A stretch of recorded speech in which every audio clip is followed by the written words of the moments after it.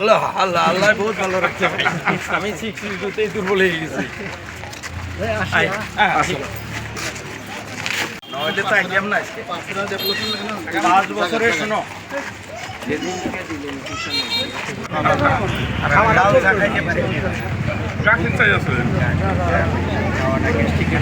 খারাপ জমির মতো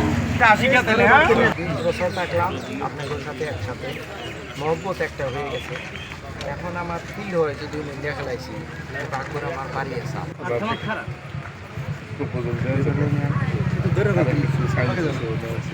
কোনো সময় দরকার এটাও জাকির হোসেন আর ইউচিচিৰ ক্ষেত্ৰত চাওক তিনিটামান কথা আছে এটা হ'ল লিভ ইন টুগেডাৰ এইটো বন্ধ কৰাটো মই খুব ভাল পাইছোঁ যদিও আইনৰ দৃষ্টিত বোধহয় এইটো নৰজিব বাতিল হ'ব যেন লাগে 2 নম্বৰত যিটো সম্পত্তিৰ ভাগ বতৰা এইটো বৰ ভাল কথা ইছলামে 1/3 দিব কৈছিলে মই মোৰ বাইদেউক বা ভনীক আধা দি দিম কি অসুবিধা আছে সমান ভাগ কৰি দিম বেয়াটো নহয় 3 নম্বৰত যিটো বহু বিবাহৰ কথা চাওক আল্লাহ তালাইও এনে কিছু চৰ্ত দিছে যিবোৰ আমি নৰমনিছে পালন কৰাটো বৰ কঠিন কোনজন পুৰুষ আছে যে দুজনী বিয়া কৰাই সমান ট্ৰিটমেণ্ট কৰিব পাৰিব আছেনে পৃথিৱীত 2 নম্বৰত প্ৰথমা কোনজন পত্নীয়ে পাৰ্মিশ্যন দিব so' it is almost disallowed in Islam তথাপি মই যিহেতু ইছলামৰ সকলো কথা ভালকৈ নাজানো আলিম উলামাসকলে এটা শুদ্ধ সিদ্ধান্ত দিব বুলি বিশ্বাস কৰোঁ 2 নম্বৰ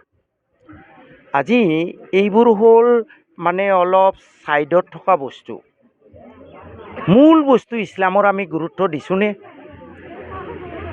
কলিমা নামাজ ৰোজা হজ জাকাতটো ইছলামৰ এটা স্তম্ভ এটা খুঁটা কেইজন মুছলমানে জাকাত দিয়ে আমি নিজক প্ৰশ্ন কৰা উচিত ধনী মানুহৰ কাৰণে জাকাত অপৰিহাৰ্য মালে নিচাব হ'লে জাকাত দিব লাগিব এইটো বজাৰতে কিমানজন আছে মালে নিচাব হ'ব বছৰত এবাৰ হিচাপ কৰিব লাগে জাকাত দিব লাগে আপোনালোক সাংবাদিক বন্ধুসকল ইয়াৰে স্থানীয় মানুহ আপোনালোকে হৈ পলৈ নহ'ব ধোৱা এফালে দৌৰিছে এইফালে নাযাব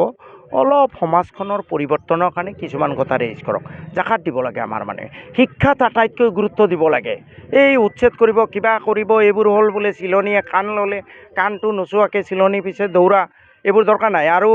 এইবোৰ বেছিকৈ কৈ থাকিলে মুছলমানৰ ইমানটো দুৰ্বল হয় আমাৰ সৃষ্টিকৰ্তা আল্লাহ ইমান ভয় কৰা কি কাৰণ আছে আল্লাহৰ ওপৰত পানা বিচাৰক আশ্ৰয় বিচাৰক শিক্ষাৰ ওপৰত গুৰুত্ব দিয়ক সৎ জীৱন যাপন কৰক ঘুষ খোৱা বন্ধ কৰক সুদ খোৱা বন্ধ কৰক দালালি বন্ধ কৰক মদ ভাং ড্ৰাগছ বন্ধ কৰক মুছলমানৰ সমাজত ব্যাপক চলি আছে সেইবোৰ লৈ আলোচনা নাই ক'ৰ বহু বিবাহ কিবা এইবোৰ সাহিত্যৰ বস্তু মত বিনিময় নহয় মই আচলতে যোৱা প্ৰায় 20 বছৰ এই বাঘবৰ সমষ্টিৰ মই বিধায়ক আছিলোঁ আৰু বাঘবৰ সমষ্টিৰ সমস্ত ৰাইজে হিয়া উজাৰি মোক মৰম দিছিলে নহ'লে বিৰোধী পক্ষত থাকি 3বাৰ বিধায়ক হ'ব নোৱাৰি মই যদিও এতিয়া মন্দিয়া সমষ্টিৰ বিধায়ক মোৰ বাঘবৰৰ এই অঞ্চলটো যিখিনি অঞ্চল চেঙাত গৈছে সেইখিনি মানুহৰ প্ৰতি একদম মোৰ অন্তৰ ভৰা মৰম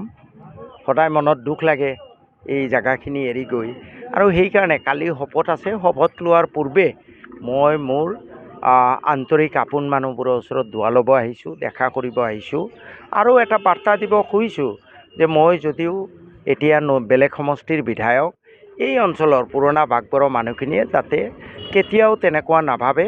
মই এই পুৰণা বাঘবৰ সমষ্টিৰ সকলো ৰাইজক মোৰ পৰিয়ালৰ বুলি গণ্য কৰোঁ গতিকে আপোনালোকে যদিও এতিয়া আপোনালোকৰ বেলেগ MLA আছে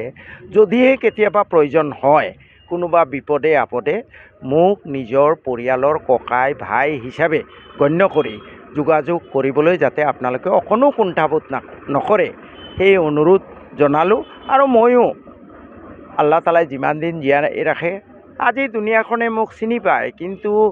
প্ৰথম কৃতিত্বই বাঘবৰ সমষ্টিৰ মানুহে তেতিয়া শ্বেৰমানক কোনেও চিনি পোৱা নাছিল সেই কৃতিত্ব মোৰ পুৰণা বাঘবৰ সমষ্টিৰ মানুহৰ এই কথা জীয়াই থকালৈ সদায় মোৰ অন্তৰত গাঁথা থাকিব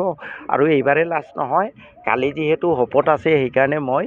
মোৰ পৰিয়ালৰ মানুহখিনিৰ পৰা দোৱা ল'ব আহিছোঁ ইয়াৰ পিছতো মোৰ মনত সদায় খুন্দিয়াই থাকিব এই কামখিনি হ'লনে এইখিনি কাম বাকী আছিল আৰু মোৰ যদি ক্ষমতাই কোলায় কেইবাটাও কাম ইয়াত কৰিবলৈ বাকী আছে, কৰিম। জলজল্লিৰ ওপৰত 4খন ব্ৰিজ, 2খন কলেজ অত্যন্ত জৰুৰী, আৰু আপোনালোকৰ যিখিনি ৰাস্তা বাকী আছে কেঁচা 92টা ৰাস্তা মই চেংচন কৰাই থৈ গৈছোঁ। ডিচেম্বৰৰ পৰা কাম আৰম্ভ হ'ব।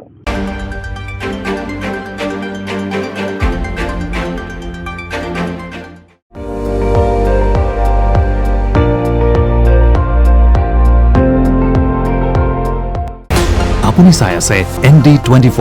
সৰ্বশ্ৰেষ্ঠ নহয় সৰ্বোত্তমৰ দৌৰণ।